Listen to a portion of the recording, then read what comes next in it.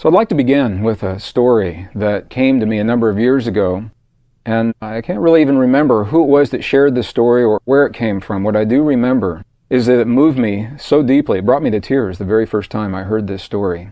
And it also helped me to understand the concept of the field of energy that links all of creation in the traditions of the ancients and the implications of that concept. It's a true story of a young Jewish boy and his father in the 20th century.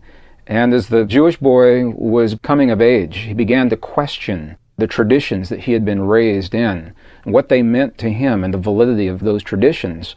And his father took the questioning very personally and was offended by the questioning. And the boy said to his father, "I understand I've been raised in these traditions," he said, "but I need to go out into the world and find if these traditions really hold true for me in my life. I have to see these things for myself." And the father said to him, "If you turn your back on the traditions that we have raised you within, and if you turn your back on me, I have no son, you're no longer my son." And the boy said, "I'm sorry, Father, this is what I have to do."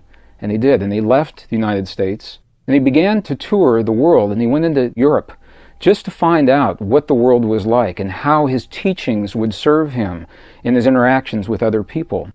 Years went by. He and his father had absolutely no contact at all. He met a girl and they settled down and was living a happy life in urban society. And one day, into the cafe where they were having their coffee, a friend of his walked in from America that he had not seen since he left.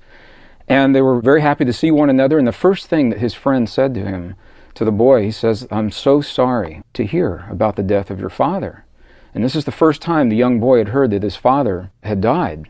And he immediately came back to the States. And he began speaking to the people in the neighborhood and to their friends and to the family regarding his relationship with his father. And what he discovered very quickly was that his father, in fact, had never forgotten him at all. That his father had spoke of his son incessantly and how proud he was of his son, the strength and the courage that he had to go into the world and find his own way. And it brought the young boy back into the roots of his Hebrew traditions, the Jewish faith. And he says, "I'm going to go to the place where this belief system began, to where it all originated." He found himself in Jerusalem, and he went to a place where people performed their prayers on a daily basis. It's called the Wailing Wall, or the West Wall. And it's a fascinating wall, very ancient stone blocks with mortar that has held them together for many, many centuries. And the wall is so ancient that the mortar has begun to fall out in certain places. And in place of where the mortar has been, there are little tiny pieces of paper and scraps of cloth that are rolled up and stuffed into all of the little crevices and the nooks and crannies. And on each one of those pieces of cloth or paper is a prayer that someone has inscribed and placed.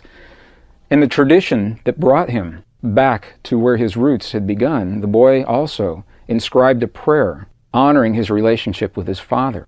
And as he scanned the wall with his eyes, searching for just the right place where he could leave his prayer to honor his relationship with his father, all of a sudden, a prayer that someone else had placed in an earlier time dropped out at his feet. And he bent down to pick this up, to replace it in the wall. And as he did, he happened to notice some of the writing on the prayer. And it was the writing of his father. And he opened the prayer, and what he found was that before his death, his father had journeyed to precisely the same place and had left a prayer giving thanks for his relationship with his son and the beauty that his son brought into his life. And in that moment, the boy was brought back to his roots and to the understanding that even though his father perhaps is no longer in this world, there was still that link, there was still a communication that had occurred between them. And when I hear stories like this, while I'm not surprised, I'm always in awe. I'm in awe of the process because it tells me two things. First of all, when I share this story with others, within myself, even though I've shared it many, many times, it creates a feeling in my body. And perhaps you had that feeling as well when you heard me describe how he looked at his father's handwriting and the synchronicity of seeing that on that prayer, a little piece of paper. And in that feeling lives a power. And it's a power that we are only beginning to understand here in the West. It's a power that transcends what we think of in our minds. It is the